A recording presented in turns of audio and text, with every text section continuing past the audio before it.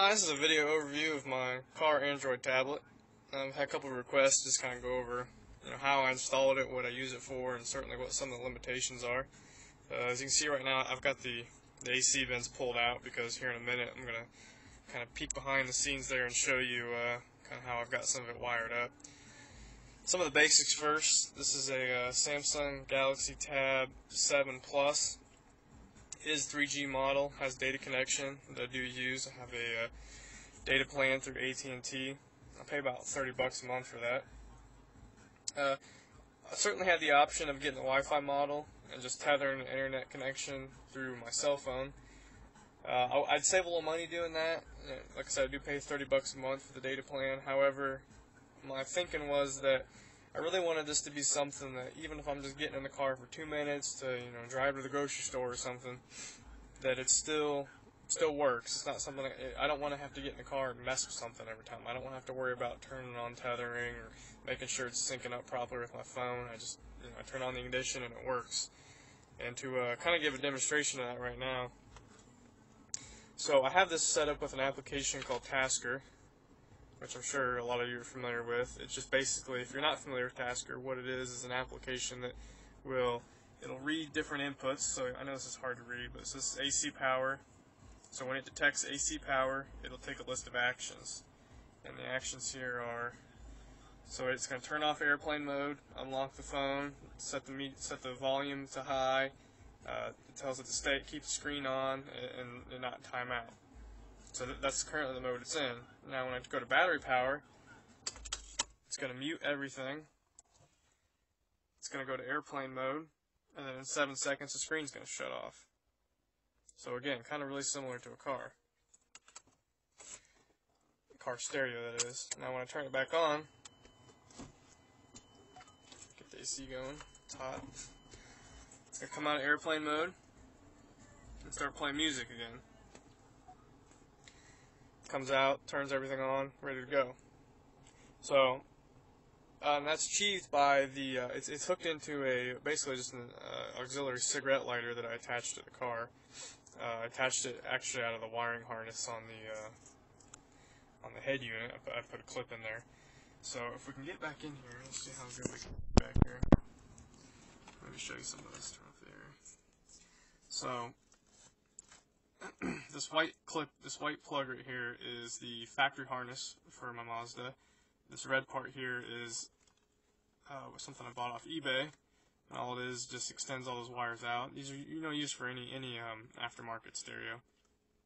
These wires would typically just go into the stereo. Again, this comes from the vehicle's factory harness. Now this yellow line right here is an ignition switched 12-volt line. So that means it's hot when the car is on and the circuit's open when the car is off. So that's what I use to power. I don't know if I can find it here.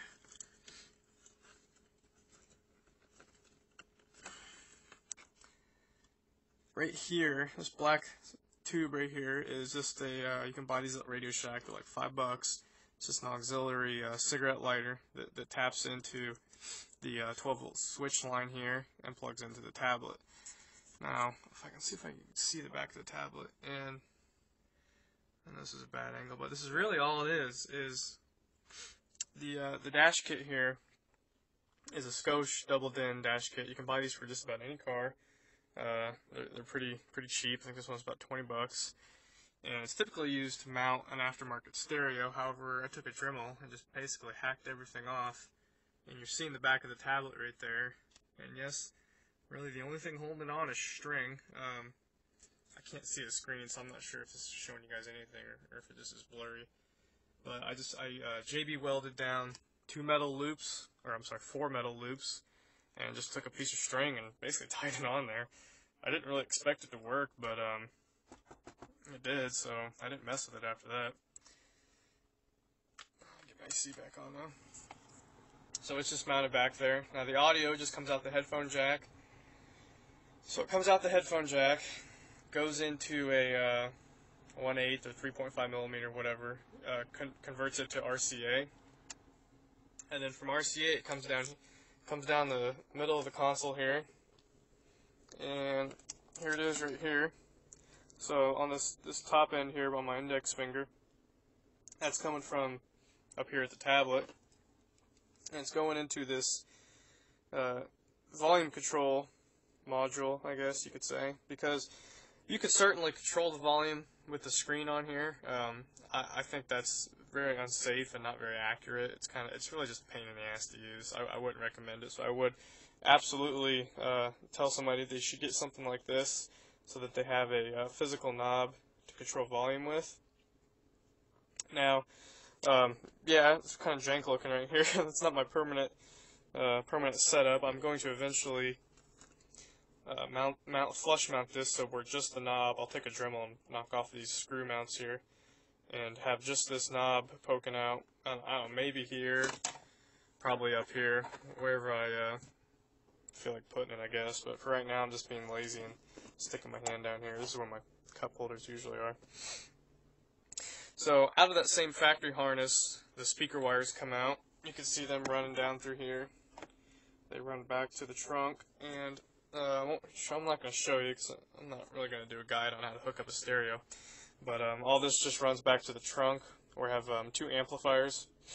One is pushing two 10-inch subs, and the other amplifier is pushing the factory speakers, obviously. Speaking of this guy right here, one of the main issues I've been having is battery heat.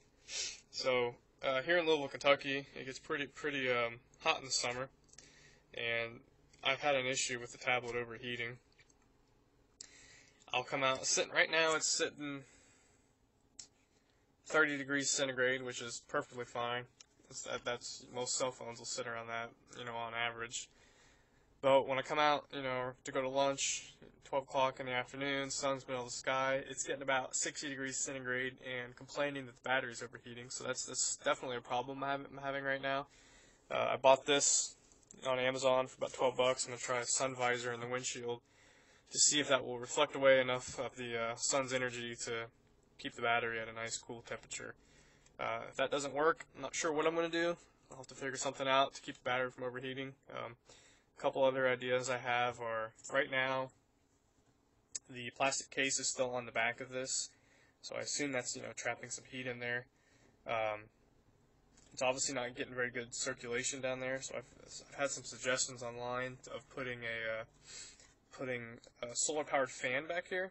So maybe the solar module would sit up here, the fan would be mounted down inside here, just to blow some air across there. I'm a little skeptical of how well that's going to work. I can't imagine the circulation being too good. But that's certainly an option. So I'm just going to put this back in. I got my vents back in here now. So another thing that's an issue, not so much an issue for me though, is you'll notice there's really no way to touch the power button. The only way I do have to do it is I pull these vents out, and I can reach it from the back, obviously. That might not work so well for other people, so if you're thinking about doing this yourself, I really have no idea how you're going to get to the power button. A couple other alternatives I considered, but obviously I decided not to do because for me, pulling these vents out was pretty damn easy. But I could drill a hole right here and push the power button that way. Even if I drilled a hole, I'd have to find a really oddly shaped piece of metal to be able to do it consistently. Another option I thought of was taking the tablet apart, removing the power switch and soldering on two leads and dash mounting basically a power switch extension. Tablet's about 400 bucks. I'm really not in a hurry to start soldering it and potentially breaking it, so I kind of went with, if I need to get to the power button, I'll pull these vents out. It works for me because I really don't have to touch the power button that often. The battery stays pretty much charged when the car's running. It's low right now, but just kind of for random reasons. I was running the tablet a lot with the car off, but typically with the car running around, driving around town, that's enough to keep it charged. So that's about it. In terms of apps and everything, I don't want to go into a whole lot of detail because I'm pretty sure everyone knows what's available on Android. I've got all the music apps there on the left. I use Google Maps pretty extensively. It works pretty good in my area. Waze. I've been experimenting with Waze. I haven't used it a whole lot, but I'm going to use this a lot in commuting. Just kind of give it a shot, see how I like it.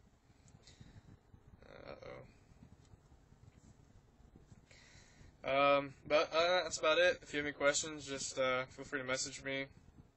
I'm probably going to continue to be working on this throughout the summer, kind of fixing up issues and maybe, looking for some additional functionality. One thing I'm looking at doing is getting a Bluetooth, I don't know the exact name for it, but was it OCD2 or whatever, I can't remember.